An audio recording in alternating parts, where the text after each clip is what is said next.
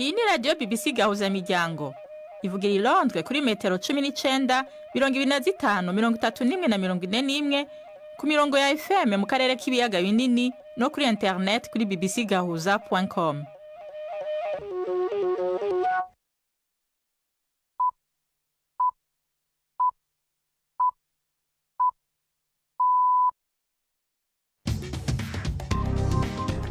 Ni saa 10 n'igice ku isaha mpuzamakungu ya GMT, isaa 12 n'igice mu Rwanda no mu Burundi.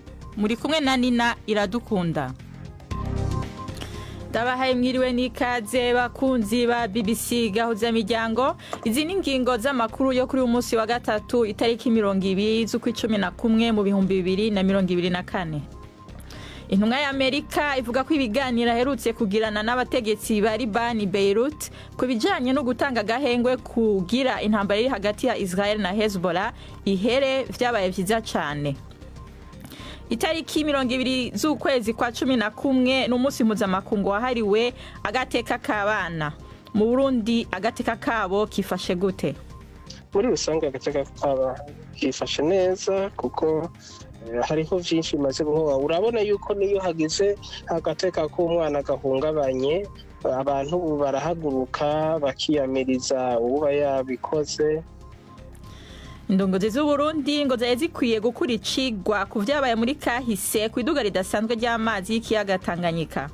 Isi iratubwira amajambo nitwumvirize ico isi tubwira nitwa tugomba kubaho neza. Nanje ngira nti reka Tanganyika twumvire ico tubwira nitwa tugomba kubaho neza. Tubafitiye n'ikiganiro c'abagore, aya makuru ayobowe na Mark niyo nkuru.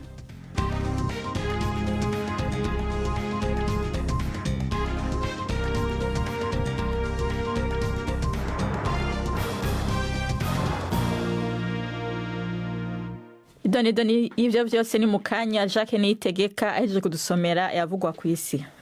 Perezida wa Leta Zunze Ubumwe za Amerika Joe Biden yemeye guha Ukraine ibisasu bya mine bitegwa abantu ku butaka. Icyo cyemezo kije gikurikira ikindi gihaho uburenganzira Ukraine mu kurasa imbere mu Burusiya ikoresheje ibitwaro bya misile birasa kure bidakunze kuhusha yahawe na Amerika. Ni inkuru ya Davis Willis umugezwaho na Yvette Kabatesi. Kiza Besigye yagejejwe mu rukiko rukuru rwa Makinge azanywe n'igipolisi cya gisirikare. Iyo nkuru ntabwo ariyo nabagezagaho, ahubwo ni ya Kizza Besigye, umwe mu bayobozi batavuga rumwe n'ubutegetsi muri Uganda, yashinjwe ku mugaragaro ibyaha byo kugiranaho ibiganiro n'abanyamahanga kugira ngo bamuhe intwaro. Ibyaha we yahakaniye mu rukiko rwa gisirikare mu murwa mukuru Kampala. Uyu politike wigeze kwiyamamariza kuyobora igihugu ariko ntibimuhire, yari yaburiwe irengero mu mpera z'icyumweru gishize igihe ari mu rugendo i Nairobi muri Kenya, maze uyu munsi biba ubwa mbere abonetse mu ruhame. Ni inkuru ya Anne Soy mugezwaho na Jean Claude Mwambutsa. Kizza Besigye yagejejwe mu rukiko rukuru rwa Makinge azanywe n'igipolisi cya gisirikare. Abakunzi be baririmbiye rimwe bavuga ngo bizarangira, mu gihe nawe yazamuraga akaboko abasuhuza. Yarezwe gutunga amasasu no kugirana ibiganiro n'abanyamahanga i Geneve, i Athene na Nairobi kugira ngo bamuhe intwaro. Ibi byaha akabaho yabihakanye. Yashyizwe mu munyururu kugeza ku itariki ya 2 z'ukwezi kwa 12. Umugore we Winibyanyima, umukozi mukuru mu muryango w'abibumbye, yanenze kuba Besigye afungiwe muri gereza ya gisirikare kandi ari umusivile. Hagati aho Kenya yahakanye uruhare urwo rwose mu ifatwa ry'uyu mugabo. Tukomereze kuri ya nkuru ya ibisasu. Leta Zunze Ubumwe za Amerika bya mine yemereye Ukraine ko yabikoresha. Leta Zunze Ubumwe za Amerika rero nyuma y'icyemezo hamwe n'ibindi bihugu byo mu burengerazuba bw'isi byabaye bifunze mu gihe gito ambasade zabyo ziri mu murwa mukuru wa Ukraine Kiev, mu gihe ambasade ya Amerika yaburiye abantu ko hashobora kugabwa igitero cyo mu kirere gikomeye cyane. Akaba yasabye abanyamerika bari muri Ukraine guhita bashaka aho bikinga nibaramuka bumvise amajwi y'impuruza ko haje igitero cyo mu kirere. Inkuru ya Davis Willis umugezwaho na Yvette Kabatesi. kohereza ibisasu bya mine nicyo cyemezo giheruka cyafashwe n'ubuyobozi bwa Amerika bugiye kuvaho mu rwego rwo gushyigikira Ukraine mu ntambara mbere y'uko Donald Trump asubira ku butegetsi. Kuva intambara yatangira, Uburusiya bwakoresheje ibisasu bya mine byinshi biraswa ku butaka, ariko uburyo amahanga yakomeje kwamagana ikoreshwa ry'izo ntwaro ku butaka ku mpamvu z'uko byagira ingaruka ku baturage, byatumye ubuyobozi bwa Biden budatanga uruhusa rwo kuzikoresha. Ibyo bisasu rero ubu bugiye kwifashishwa mu rwego rwo kugabanya umuvuduko w'ingabo z'Uburusiya ziriho zirwana zerekeza mu burasirazuba. Ariko umuyobozi muri Minisiteri y'Ingabo ya Amerika yabwiye BBC ko kutohereza izo ntwaro mu bice bituwe cyane ari bimwe mu byo Ukraine yemeye kugira ngo ihabwe uruhushya rwo kuzikoresha. Amakuru haturuka muri Sudani aravuga ko abantu batari munsi ya 40 baguye mu gitero bikekwa ko cyagabwe n'inyeshyamba zo mu mutwe wa RSF muri leta ya Gezira. Uwabyiboneye biba yabwiye ibiro ntaramakuru by'Ubufaransa ko abarwanya ba RSF bagabye igitero ku murenge wa Ouagad Oshaib, bakaba barakigabye ejo kuwa kabiri nimugoroba, bamaze ibikorwa byo gukozanyaho no gusahura bigakomeza kugeza kuri uyu wa gatatu. Hari umukozi wo mu buvuzi wavuze ko abo bantu bahitanywe n'ibisasu by'amasasu n'ibikomere by'amasasu. Nako imiryango iharanira uburenganzira bwa kiremwamuntu ishinja umutwe wa RSF kuba warakajije umurego mu bitero ugaba ku basivile muri leta ya Gezira kuva mu kwezi gushize. Intambara hagati y'umutwe wa RSF n'ingabo za leta imaze guhitana abantu babarirwa mu bihumbi 100 muri Sudani yose, mu gihe habarirwa muri za miliyoni yabavanye mu byabo. Intumwa idasanzwe ya Leta Zunze Ubumwe za Amerika Amos Hochstein mu masaha ari imbere arerekeza muri Israeli avuye muri Libani, aho arimo kugirana ibiganiro ku mushinga utegurwa na Amerika ugamije kugera ku masezerano yo guhagarika imirwano hagati ya Israel na Hezbollah. Bwana Hochstein avuga ko amaze guterwa icyo yise indi ntambwe, kandi ngo agiye kugerageza nk'uko abivuga gukora uko ashoboye kugira ngo ibi bigerweho. Biravuga ko Hezbollah na leta ya Libani muri rusange bemeye uwo mushinga w'amasezerano, nubwo hari bimwe batari bumvikaneho neza. Ikigo gikora imodoka zo mu bwoko bwa Ford cyatangaje gahunda yo gusezerera abakozi 4,000 mu Burayi, bagera hafi ku 3,000 bazava mu Budage, mu gihe Ubwongereza buzatakaza imyanya 800. Ford ivuga ko inganda zikora imodoka ziri mu bibazo bitigeze bibaho.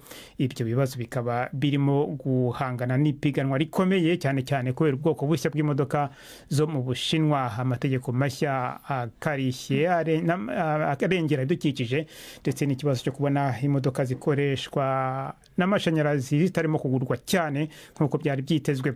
Ibindi bigo bikora imodoka birimo Volkswagen, Mercedes-Benz, Stellantis na BMW, byose inyungu zabyo zaragabanutse muri uyu mwaka. Nina, urakoze Jacques Niyitegeka kuri aya makuru yaje kudushikiriza.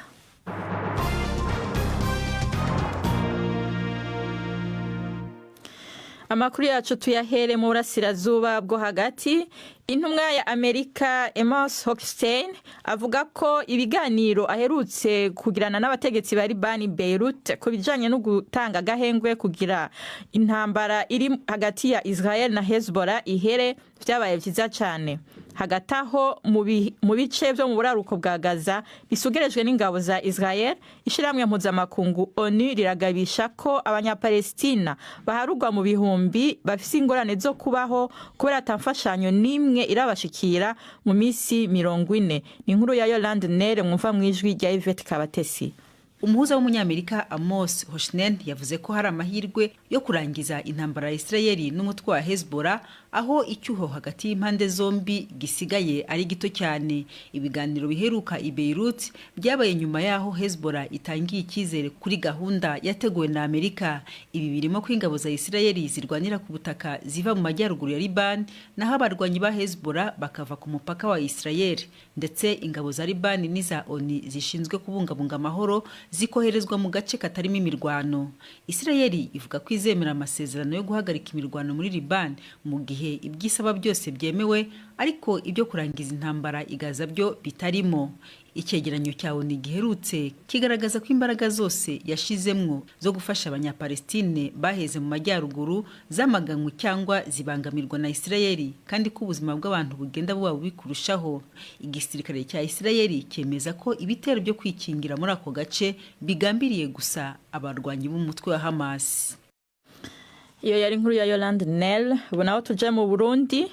Buri mwaka itariki 20 z'ukwezi kwa 11 n'umunsi mpuzamakungu wahariwe agateka k'abana ku isi, aho amakungu akangurirwa guharanira uburenganzira bwabo, guteza imbere ubumwe mpuzamakungu n'imibereho y'abana. Twashatse kumenya ingene agateka k'abana kifashe mu Burundi, maze twakura Sixte Vinyini Muraba aserukira CNDH, umugwi w'igihugu wigenga ujeje agateka kazina muntu, atangura ambwira ko hari inzego zashinzwe yaba za leta yaba iz'abigenga kugira agateka k'umwana gakingigwe. Muri rusange agateka k'abana kifashe neza kuko murabona yuko Uburundi bumaze gushira umukono ku masezerano mpuzamakungu y'agateka k'abana, ugashiraho ibigo biraba abana bafise icyo bapfa n'amategeko, ugashiraho igipolisi kiraba abana, ashirahamwe adaharanira ibyicaro vya politike araba ivy'abana.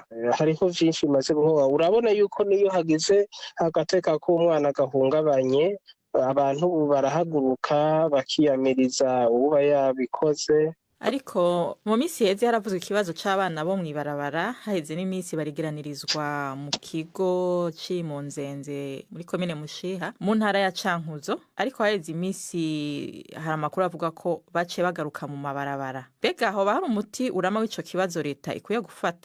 Mu bisanzwe umuti w'ico kibazo si umuti leta yo kwikorana yonyene, hategerezwa kuba ivyigwa birimwo inzego zitandukanye, abantu bose begwa n'ikibazo c'abana, kugira ngo babanze batahure bati mbega niki gituma bava mu mazu yabo canke bavana n'abavyeyi bakaja mu mabarabara, mbega bavuye mu mabarabara icofasha kugira ngo aho bagiye biyumve kurusha ni giki, inyigisho bogirirwa n'iyihe, ivyo boca baja gukora bavanye mu mabarabara n'ibihe.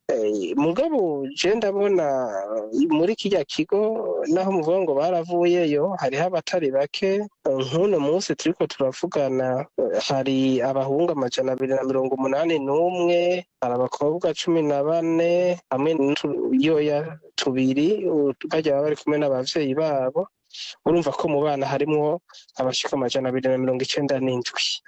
Bica bizanana n'ingorane z'ingene babaho, ivyankenerwa bakenerwa misi yose. Ivyo vyose urumva ko bica bitera ikibazo. Mu ndwi iheze umukuru w'igihugu yaratanze itegeko ryo gutezurira abanyororo. Bega hoba hari abana bari mu munyororo barabwa n'iyo ngingo? Murazi ko irya ngingo ntiri muri za zindi zagiye ahabona cyane ngo umenye ati aba ku myaka ingahe n'aba barimo. Mugabo ico tuzi kandi kituremesha nuko harimo abakenyezi benshi bazorekurwa, kandi muri abo hakabamwo abari bafise abana. Uca wumva ko abana nabo babaca basohoka, kuko mu bisanzwe abana bo ntibaba bafunzwe. Ni ukuvuga ko na dekre itaza yerekana ngo hazorekurwa abana bangahe, kuko umwana nta mategeko amukurikirana y'ivyaha. Oya Sixte Vinyini Muraba aserukira CNDH. Ubu ni 10:43 muri studio za BBC i London, 12:43 mu Rwanda no mu Burundi. Amakuru yacu arabandanya nyuma y'akaruhuko gato.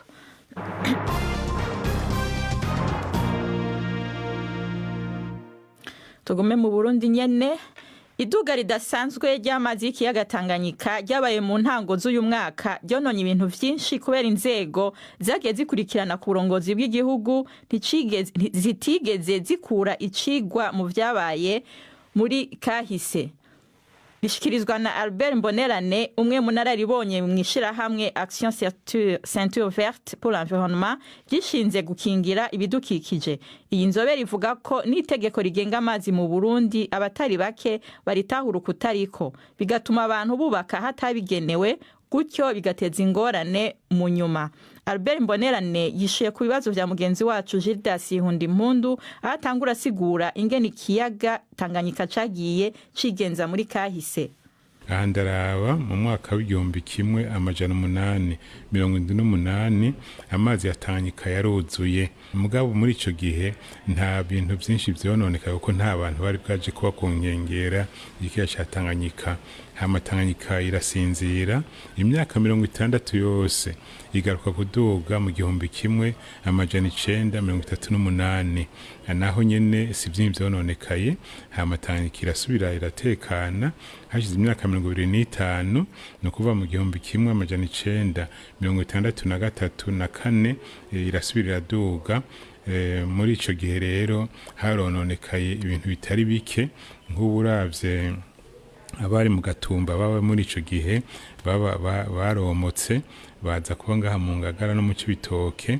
Hanyuma amazi bavuga yuko hajya bita kuri Shanike hajya hari mu mazi, hamukaza hano bita mu Ruvumera mu Buyenzi hari mu mazi, wagenda kuri Avenue du Large hajya bita mu Kibenga niki hajya hari mu mazi. Amazi yagiye kurenga cyane mwaka wa 2024 uvuga imyaka 60. Albert Mbonerane ibihari cigwa inzego z'igihugu zikwiye kubikuramo. Jengira nti hamwe twaza turafatira kuvyigwa mwene ivyo twagira tuti nk'ubu ko twese twabonye aho Tanganyika amazi yagarukiye muri uyu mwaka turimwo. Hamwe wokurikiza rero biteko rigenga amazi mu ngingo ya 5 baravuga yuko urinda gufata imetero 150 mugabo ikosa rihari nuko dufata izo metero 150 dufatiye ku nkengera y'ikiyaga. Mugabo usomye neza bavuga uzifata uhereye aho Tanganyika yagarukiye igihe yuzura. Uno munsi rero vyandika kutubera icigwa tugire tuti nivyo mu gihumbi kimwe amajana 963 na 4 tubireke muga turabe Tanganyika uyu mwaka yageze hehe. Cyo tugira tuti iteko rivuga yuko duharura imetero 150 duhereye aho Tanganyika yagarukiye. Ivyabaye n'ibimaze imisi biba hari abantu bayifata nk'ibisanzwe ku bwanyu birasanzwe. Ntibisanzwe hari ikintu bavuga ati uri kurategura kugira wikingire bisumba agahombo wogira mu gihe umaze kugwara. None twe turindira ko tugwara kugira ngo dusubire tuje kwivuza kandi tugira tuti kugira twikingire ivyo byose biriko biraba nuko twokurikiza amategeko ahari. Nk'ubu nk'abantu batanga amatongo yo kubaka haranditse yuko wenda kubanza kugira icigwa cyo kuraba yuko abantu bagira bubake ari ahantu by'ukuri hashobora kubakwa kugira ngo ejo hagize ingaruka mbi zishika abantu bagire ngo ngira gutya na gutya. Nakahe kamo mutera inzego z'igihugu n'abarundi muri rusange? Akamo ntera abaturongoye cyane cyane ndabari mvugire Tanganyika kuko maze kubona ijambo Papa Benedict yavuze ati sira tubwira amajambo nitwumvirize ico isi tubwira nitwa tugomba kubaho neza. Nanje ngira nti reka Tanganyika twumvirize ico tubwira nitwa tugomba kubaho neza. Tanganyika ikikujwe n'ibihugu 4 hariho Zambia hariho Tanzania hariho Kongo hariho no Burundi. Ubu turashira ko n'u Rwanda kuko uravye amazi ava muri Kivu agaca muri Rusizi aza muri Tanganyika. Ubu hari hakenewe yuko bagira bati ibihugu ko ari 4 nibasubire bahwanire hamwe abafata ingingo bagire bati ubu rero ngo turondere uburyo kugira ngo tuzibure uruzi gwitwa Rukuga kuko niho honyine Tanganyika ishobora gusohokera amazi agatemba aja mu ruzi rwa Kongo hamakaja muri bahari ya Atlantique. Urakoze Gildas Ihundimpundu. Tubandanyiza amakuru yacu muri Sudani. Abasivile baharugwa muri za mirongo barishwa muri leta ya Jezira iri muri Sudani yo hagati inyuma y'aho abagwanyi bitwara gisirikare b'umugwi RSF batereye agacimbiri kamwe nkuko bivugwa n'ababibonye. uwo mugwi wagirizwa kugaba ibitero vyo kwihora ijezira inyuma yaho umwe mu bagaba bakuru bawo aviriye muri uwo mugwi akinjira mu gisirikare ca leta. Ingingo y'ishirahamwe mpuzamakungu ONU iherutse gushikirizwa yo guhagarika intambara muri Sudani yarahagaritswe n'Uburusiya. Ni inkuru ya Kadina Hibertare muva mu ijwi rya Jean-Claude Mwambutsa. Ibitero mu gace ka Wadi Oshaib byatangiye kwa kabiri ku mugoroba bikomeza kuri wa gatatu nkuko ababibonye babibwiye ibiro ntaramakuru by'Ubufaransa.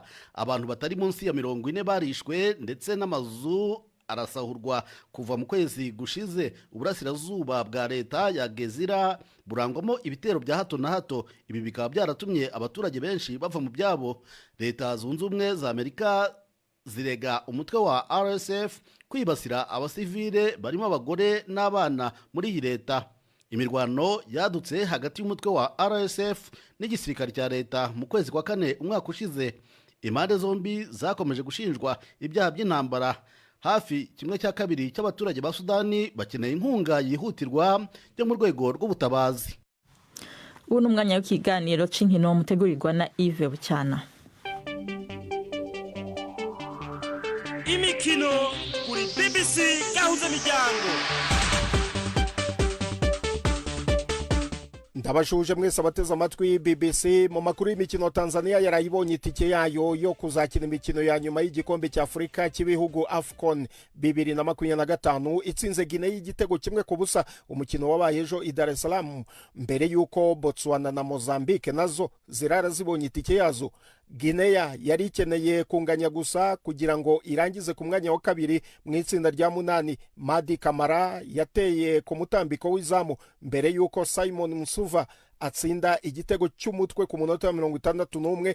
Tanzania ibona itike gutyo. Hagati aho Botswana izagaragara mu mikino ya nyuma ku nshuro ya kabiri gusa nyuma yo kubona inota rimwe yari ikeneye ubwo yanganyaga na Misiri igitego kimwe kuri kimwe. Naho Mozambique itsinda Guinea Bissau 2-1.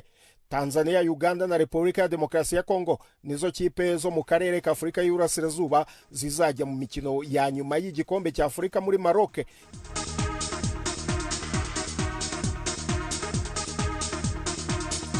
Umutoza wa Manchester City Pep Guardiola yemeye kongera amasezerano y'umwaka umwe yo gukomeza gutoza iyo kipe. Amakuru menshi yemeza ko Guardiola yahisemo gusinya amasezerano mashya yo kumugumana muri iyo kipe agiye kumaramo imyaka 10. Amaze gutwara ibikombe 18 kugeza ubu, harimo ibikombe 6 bya Premier League. Biravugwa ko amasezerano mashya afite kandi amahitamo yo kuba yakongererwa undi mwaka, nubwo ibi bitaremezwa neza kugeza ubu. Mu gihe yamaze i Manchester, Guardiola yafashije City kuba ikipe ya kabiri y'Ubwongereza yatwaye ibikombe 3 Premier League, FA Cup na Champions League mu mwaka umwe w'imikino nyuma ya Manchester United. City kandi niyo kipe ya mbere yegukanye ibikombe 4 bikurikirana bya shampiyona kandi ishobora gutwara shampiyona ifite amanota 100.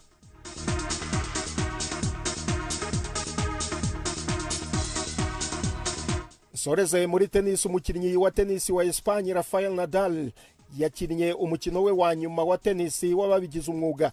Nadal yakinnye umukino we wa nyuma ubwo yatsindwaga n'Umuholandi mu irushanwa ry'igikombe cya Davis Cup mu mujyi wa Malaga muri Espagne. Mbere gato yuko umukino wa kimwe cya kane utangira, Nadal ufite ibikombe 22 by'amarushanwa akomeye ya Grand Slam yagize amarangamutima mu gihe haririmbwaga indirimbo yubahiriza igihugu cya Espagne. Mu kiganiro n'abanyamakuru nyuma y'umukino we, Nadal yavuze ko ari umunsi udasanzwe.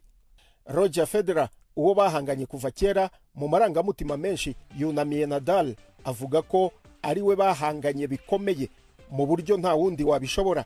Aha ni naho nsoreje amakuru y'imikino nabahitiyemo uyu munsi. Gendi Yves Bucyana. BBC gahuza miryango muri Afrika no kwisi yose.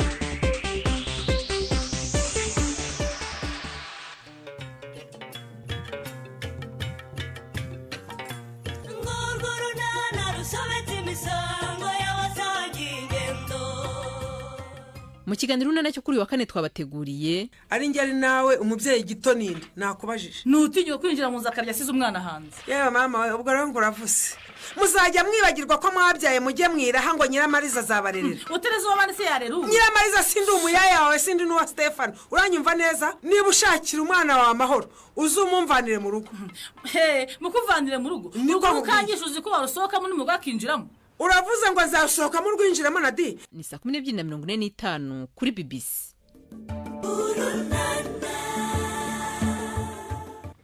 ubu naho duha umwanya Yvette Kabatesi mu kiganiro c'abagore.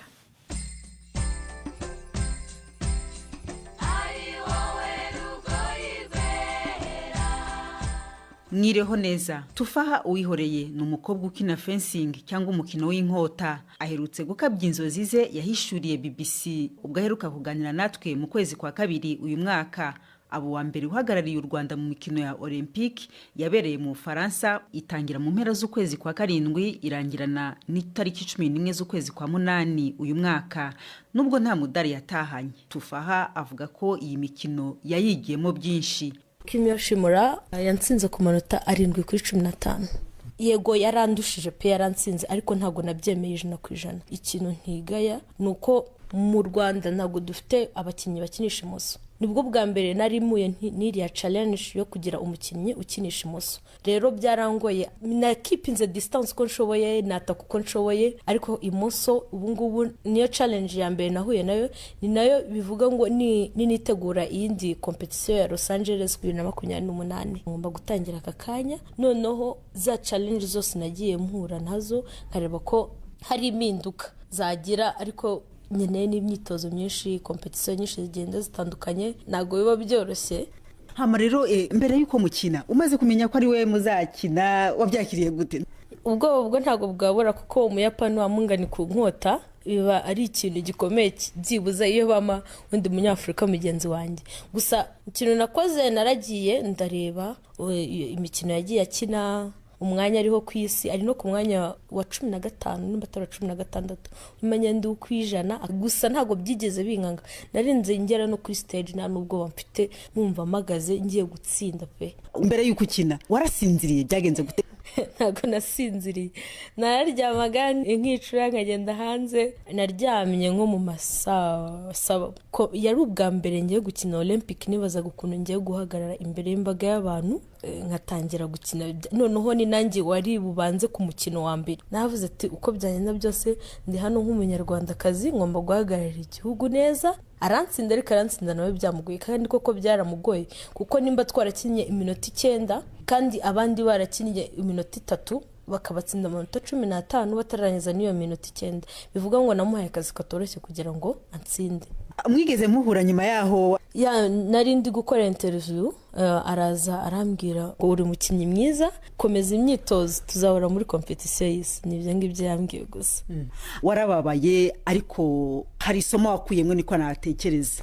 Ya birababaje cyane ariko nanone ni experience nziza nk'umunyarwandakazi. Olympic y'ubushize yo muri Tokyo bagiye ari abakobwa 3 ariko ubu ngubu twagiye turi abakobwa 5 n'abahungu 3 urumva abakobwa nibo bari benshi. Rero ikintu nabwira abakobwa bo mu Rwanda nabashishikariza kuza mu mukino wa fencing kubera ko muri fencing ukina ku giti cyawe ariko nyuma yaho ugira nandi mahirwe yo gukina par equipe ni ugukina muri abakinnyi bane. Rero biracyangoye kuko nimba mbuza amahirwe muri individually nshobora kuyabonera muri par equipe. Niyo mpamvu ndi kubwira abakinnyi b'abakobwa n'abandi bakobwa bose bakunda siporo muri rusange baze dufatanye turebe ko twazamura umukino wa fencing mu Rwanda. Nacyo kintu ngiye gukoraho cyane tukazagenda turi timu ngari muri Olympique y'ubutaha ya 2028. Wavuze uti hari icyo nahigiye abantu bakureba ubu bakubwira icyo ubu nyuma yo kuva muri uriya mukino? Ngewe narinzi ko ni nyina ino Olympique ya 2024 Paris nzahita ndekera gukina nkaba umukoca ngatangira gufasha abandi bakinnyi ariko buri wese uwo mbwiye arambwira ati ufite imyaka ingahe naye mubwira ngo turacyari umwana ufite Olympique ebyiri ziri imbere yawe rero kora cyane kugira ngo byibuze urebe ko wazazana umudari, kandi inzozi zanjye zari kujya muri olympique ariko nkabona itsinzi. Ngomba gukora cyane byibuze kugira ngo nzazane intsinzi muri olympique ya 2028. Gusa ibyo byose nzabifashwamo n'abanyarwanda, support yabo n'abandi bayobozi. Yego. Noneho rero ubu nka Tufaha yiyumva te nk'umu Olympia ubu ngubu? Ikintu cya mbere niyumva ndindererwamo y'abagenzi banjye, abandi bakobwa bagenzi banjye bataratangira siporo ariko bayikunda, n'abandi bari mu nzira bafite inzozi zo kuba aba Olympia. Ni ikintu cya mbere cyiza nigeze numva, nko kuba mu nzozi zawe wifuje ukiri muto cyane. Ubu ngubu ndishimye, nta kibazo. Ndashimira buri wese wanshigikiye muri kugeza ubu ngubu. Tufaha Uwihoreye, umukobwa wihebeye umukino w'inkota cyangwa se fencing. Ni naha dusoreje, muramuke neza. Murakoze Yvette na Tufaha Uwihoreye. Amakuru yacu agarukiye ngaha, muyashikirijwe na Nina Iradukunda, mu buhinga bw'ivyuma twafashijwe na Derek. Mwakoze kubana natwe na Gahwana.